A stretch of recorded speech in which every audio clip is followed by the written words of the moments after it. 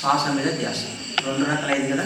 3వ రకము గోడ కానుకొని కాలు దాక్కొని చేసుకోవచ్చు. కొంతమందికి ఎక్కువసేపు కూర్చుంటే కాలు గుంజుతాయి, మెల్లె కాలు దాక్కొని కూర్చోవచ్చు. 4వది పడుకొని చేసుకోవచ్చు.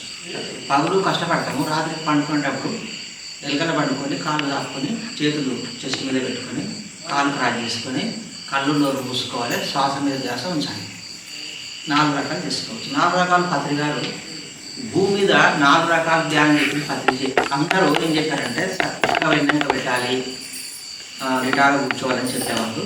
పత్రికలు బాగా ఆలోచించి మన గుణగణాలకు తగ్గట్టు మన పరిస్థితులకు తగ్గట్టు 4 రకాలు ఏం పెట్టారంటే మోకాళ్ళ దగ్గరికి రావు ఏజ్లో. మన వాళ్ళు ఎక్కడ ధ్యానం చేసుకోవాలి అంటే కాలు దాక్కొని చేసుకోవాలి.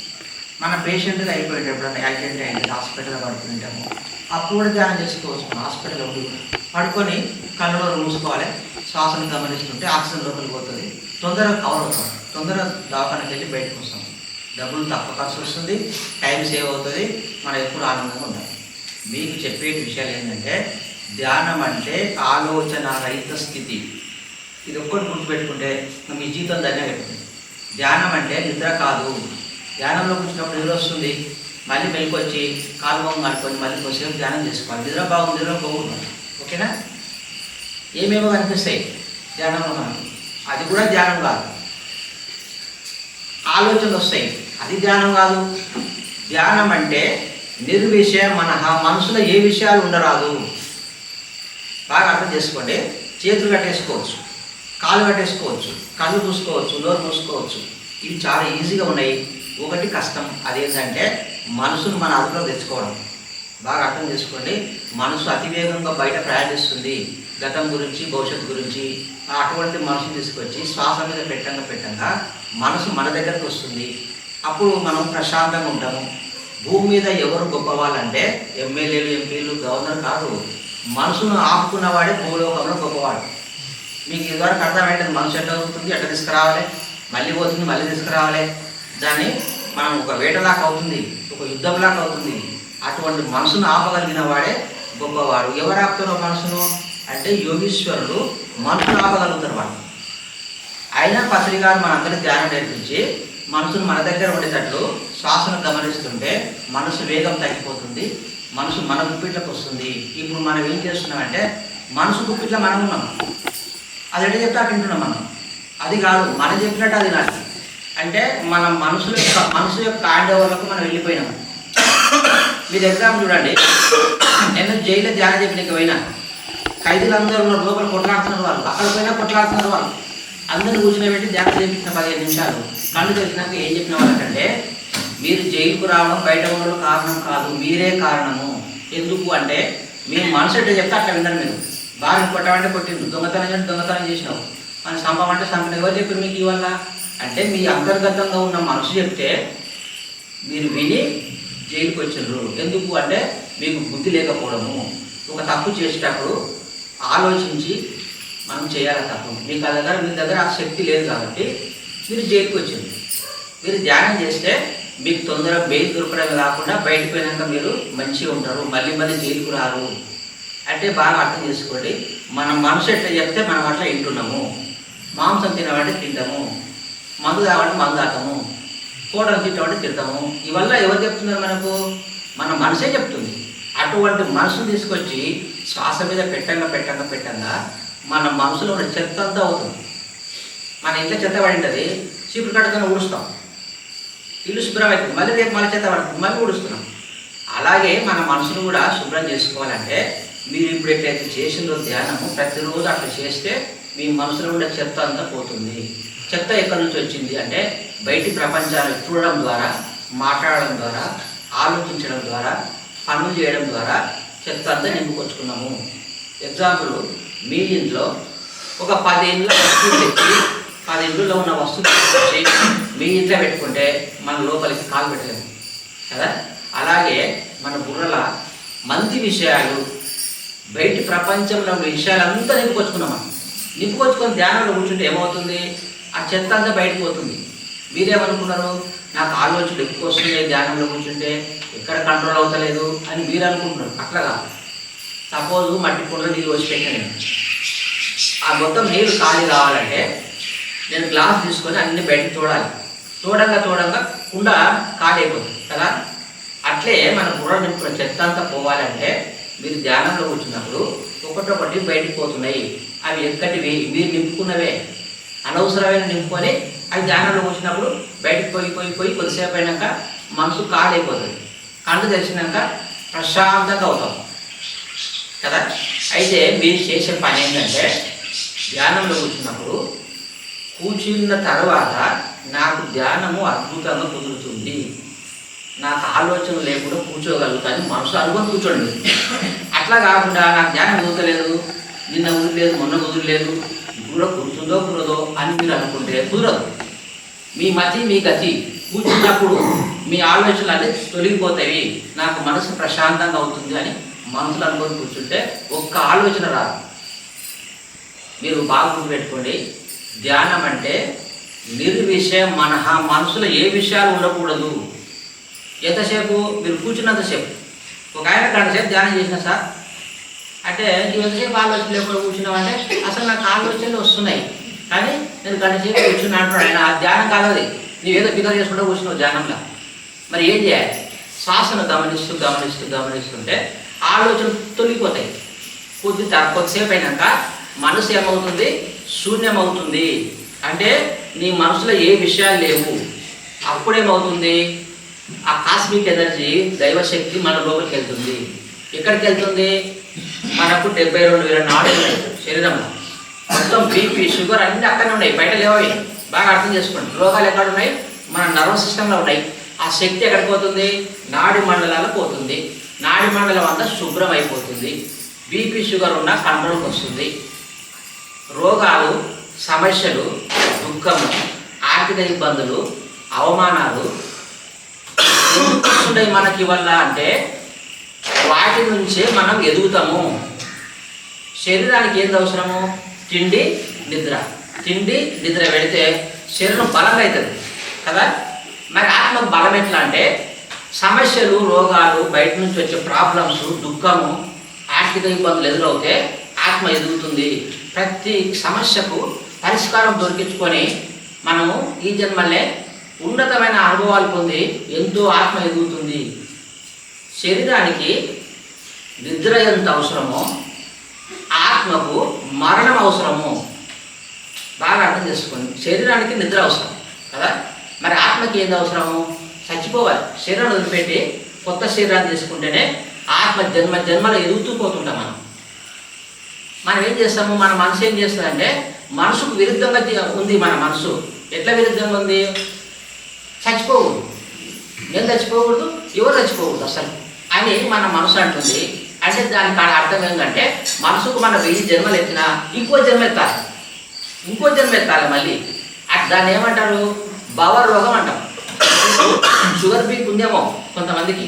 షుగర్ బీపీ వస్తుంది, హార్ట్ అటాక్ వస్తుంది, ఊపిరితిత్తులు దెబ్బతింటాయి, దమ్ము వస్తుంది, మోకాళ్ళ నొప్పులు వస్తున్నాయి కదా. ఇది శరీరానికి రోగం ఉంది. ఆత్మకు రోగం ఉంది. జీవాత్మకు ఏం రోగం ఉందంటే భవరోగము. అంటే మళ్ళీ పుట్టాలి, మళ్ళీ పెళ్లి చేసుకోవాలి, మళ్ళీ పిల్లలు కనాలి, వాళ్ళకి ఆసుపాసు చేసి ముసలి చచ్చిపోవాలి. చచ్చిపోయినాక మళ్ళీ భూమి మీదకి రావాలి. దీన్ని ఏమంటున్నారు భగవద్గీతలు అంటే? దీన్ని భవరోగము. ఆ భవరోగానికి మంది ఏంది? షుగర్కు, బీపీకి టాబ్లెట్ ఇస్తాం కదా. మరి ఆత్మకు ఆ భవరోగం ఎట్లా పోతుంది అంటే ధ్యానం చేస్తే ఆ పొటెన్షియల్ మెడిసిన్ అంటుంది దాన్ని. అది లోపలికి శక్తి పోతుంది, నిన్ను మళ్ళీ భూమికి రాకుండా చేస్తుంది. అంటే మేము మళ్ళీ ఎందుకు రాకూడదు? బాగానే ఉంది కదా జీవితము, ఎంతో అద్భుతంగా ఉంది అంటాం. కానీ వచ్చే జన్మలు అట్లా ఉండదు, రేపట్లా ఉండదు, అంత తారుమారు అవుతుంటుంది. బాగా గుర్తుపెట్టుకోండి. భూమి మీద సమస్యలు, రోగాలు, ఆర్థిక ఇబ్బందులు, ఇంట్లో సమస్యలు, బయట సమస్యలు ఉంటాయి. ఇది సర్వసాధారణము. దాన్ని ఎదుర్కోవాలంటే ధ్యానం ఖచ్చితంగా చేసి తినాలి మానవుడు. ధ్యానం చేస్తే తట్టుకున్న శక్తి వస్తుంది. మీకు దేన్నైనా ఈజీగా తీసుకోగలుగుతాము, అందరితో అడ్జస్ట్మెంట్ అవుతాము. మన లోపల ఉండే అహంకారం అవుతుంది ధ్యానం చేస్తే. మరి ధ్యానము ఎంతసేపు చేయాలి? ఎవరి వయసుతో 2 నిమిషాలు చేసుకోవచ్చు కదా. మధ్యరాత్రి వెలుకొస్తే ఏమైనా టెన్షన్ ఉంటే, నిద్ర పట్టకపోతే ధ్యానం చేస్తే అద్భుతంగా నిద్ర వస్తుంది. మీరు ఎప్పుడు కూడా అంత ఆనందపడలేకపోవచ్చు, ధ్యానం ద్వారా నిద్ర అద్భుతంగా వస్తుంది, శక్తి వస్తుంది. రాత్రిపూట పండుకున్నప్పుడు శరీరానికి శక్తి వస్తుంది. మన శక్తిని ఏం చేస్తున్నాం మనం అంటే పగులు వాడుకుంటున్నాం. దేనికి వాడుకుంటాము? చూడడానికి, మాట్లాడడానికి, ఆలోచించడానికి, పనులు చేయడానికి రాత్రిపూట వచ్చే శక్తిని మనం వాడుకుంటున్నాము. ఇప్పుడు మళ్ళీ అయిపోయింది, మళ్ళీ డిశ్చార్జ్ అయింది, మళ్ళీ పండుకుంటాము, మళ్ళీ శక్తి వస్తుంది, మళ్ళీ పగులు వాడుకుంటున్నాం. మరి ఎందుకు రోగాలు వస్తున్నాయి అంటే రాత్రి నిద్రలో వచ్చే శక్తి తక్కువ ఉంది, నీవు పగులు ఎక్కువ వాడుకుంటున్నావు. ఎట్లా ఎక్కువ వాడుకుంటున్నావా? ఏమంటే ఎక్కువ మాట్లాడతాము, ఎక్కువ ఆలోచిస్తాము, ఎక్కువ పనులు చేస్తాం. చేయడం వల్ల ఏమవుతుంది? శక్తి అంతా పోతుంది. రాత్రి వచ్చే శక్తి తక్కువ ఉంది, వాడుకునేది ఎక్కువ ఉంది. మరి అక్కడప్పుడు బీపీ షుగర్ మోకాలకు ఎందుకు రావు? ధ్యానం చేస్తే గంట ధ్యానంతో సమానము 6 గంటల నిద్ర. 6 గంటలు నిద్రతో సమానము గంట ధ్యానము. శక్తి వస్తుంది. ఆ శక్తిని మనము పగులు వాడుకోవచ్చు. అంటే బాగా అర్థం చేసుకోండి, ధ్యానము రోగాలు లేదు. అది శరీర రోగాలు, మానసిక ప్రశాంతత వస్తే చాలప్ప మాకు అని మనం అనుకుంటాం. కానీ ధ్యానము దాని కొరకు లేదు, మోక్షం కొరకు ఉంది. కాకపోతే అన్నీ వస్తాయి. ఆరోగ్యం వస్తుంది, మనసు ప్రశాంతంగా అవుతుంది. కంటిన్యూగా మీరు జన్మల ధ్యానం చేస్తూ పోతుంటే మీకు మోక్షం అనేది దొరుకుతుంది ధ్యానం ద్వారా. బ్రహ్మంగారు అట్లే పొందిండు, బుద్ధుడు అట్లే పొందిండు. మనం ఒకే దేవుళ్ళందరూ ధ్యానం చేసి అంత గొప్పగా అయిండ్రు. ధ్యానం చేసిన వాళ్ళకు ధ్యానం చెయ్యని వాళ్ళు గుళ్ళు కట్టుకొని పూజ చేస్తారు భూలోకం. బాగా అర్థం చేసుకోండి. ధ్యానం చేసిన వాళ్ళకు ధ్యానం చెయ్యని వాళ్ళు గుళ్ళు కట్టుకొని పూజిస్తారు. ఆయన ఏదైతే భూమి మీదకి వచ్చి చేయాలనుకున్నాడో అది మొత్తం చేసిపోయాడు. మరి మనం ఏం చేయాలి? ధ్యానం చేసి పక్క వాళ్ళకు ధ్యానం నేర్పించాలి. మీరు బాగా చూడండి, పొద్దున లేచి మన ఇంటి ముందు చుట్టుముట్టు ఏం చేస్తున్నారు? పొద్దున్నే చాలాతాం, టీవీ చేస్తాం, మధ్యాహ్నం అన్నం తింటాం, రాత్రి తింటాము, పండుకుంటాము. ఆ మధ్యలో కొంత టైం దొరుకుతుంది, డబ్బు సంపాదించుకుంటాం. సంపాదించుకుని ఏం చేస్తాము? పిల్లలు కనాలి, వాళ్ళకి శాస్త్రం కూడా చనిపోవాలి. అంటే జంతువులు చేస్తలేవా? అవి పిల్లలు కనుకున్నాయి, సంరక్షిస్తాయి, ఫుడ్ తెచ్చి పెడుతున్నాయి, ప్రేమ చూపుతున్నాయి, వాటిని ఎడబాస్తున్నాయి. మళ్ళీ పిల్లలు తీస్తాయి, మళ్ళీ ఫుడ్ తెచ్చి పెడతాయి, మళ్ళీ ఎడబాస్తాయి. అంటే మనం కూడా అదే పని చేస్తే జీవితం వ్యర్థము. నేను చెప్తలేను, గొప్ప గొప్ప యోగీశ్వరులు, త్యాగరాజ స్వామి, అన్నమయ్య స్వామి, వీళ్ళందరూ ఏం చెప్తున్నారు? నాయన పునరాపి మరణం, పునరాపి జననము, నువ్వు సస్తున్నావు, పుడుతున్నావు, ఇది మానుకో అంటున్నాడు. ఏది మానుకోవాలి? సచ్చేది పుట్టేది మానుకో. అది ఎట్లా మానుకుంటాము? ధ్యానం సాధన చేయంగా సత్యం తెలిసినాక ఇది శరీరం కాదు, ఇది ఆత్మ అని తెలుసుకున్న తర్వాతనే నీకు అన్ని విషయాలు చక్కగా అర్థమవుతాయి. అంటే ప్రతిరోజు తెల్లవారుదాము లేచి చక్కగా ధ్యానం చేసుకొని కళ్ళు తెరిచినాక నీ పని చేసుకోవాలి.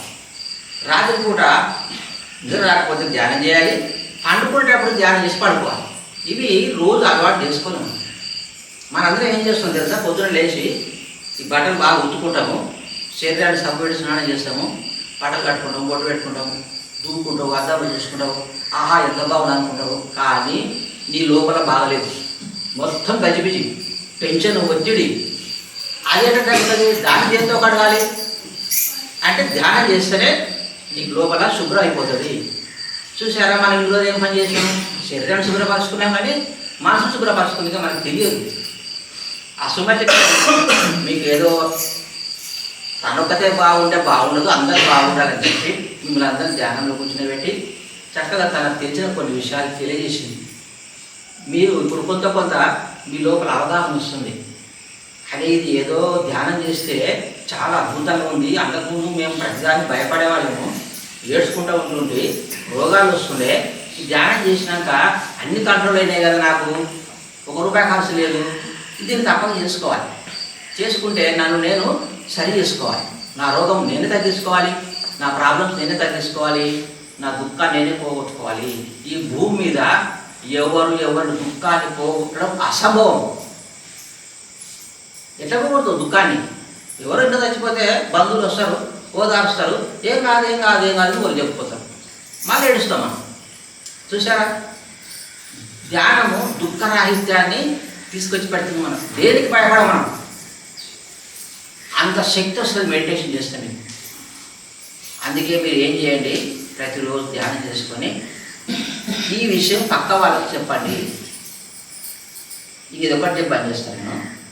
బీపీ, షుగరు, దమ్ము, మైగ్రేను, పక్షవాతము, లేకుంటే లోపల అల్సర్ ఇట్లాంటివి వస్తుంటాయి.